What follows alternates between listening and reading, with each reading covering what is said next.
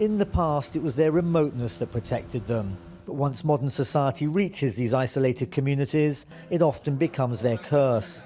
Rapacious farmers taking land and deforesting, miners polluting, while the authorities either collude with or ignore the transgressions. Brazil's indigenous people now say that President Jair Bolsonaro's hostile attitude to them will only make their situation worse.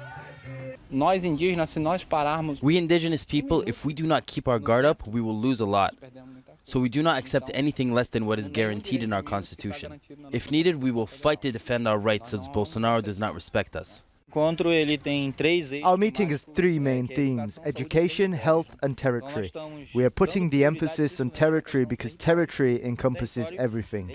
If we don't have our territory, we don't have health or education.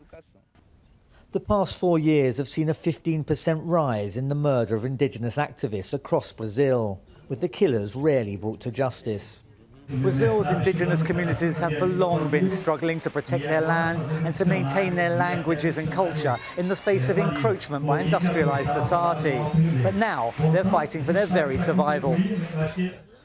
Only about half the 357 indigenous territories in Amazonas state have been fully registered. But President Bolsonaro has said repeatedly that not 1 centimetre more will be demarcated as indigenous land. Why, he asked, should 1% of the population have 12% of the land? Campaigners fear that will only open the way for further conflict. There's a feeling that indigenous rights have been abolished, with no punishment for those invading indigenous land or making death threats. What was already a bad situation will now be worse. The new government has placed indigenous issues with the Agriculture Ministry, which has promised to promote agribusiness.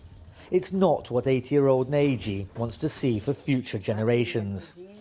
I was born here. My father, my mother, my grandparents were all from here and they died here. And the new generation has come along to take care of us. They will not allow the non-indigenous people to take away our land. This latest battle in a conflict that's been raging for more than 500 years has only just begun. Daniel Schweimler, Al Jazeera, Amazonas State, Brazil.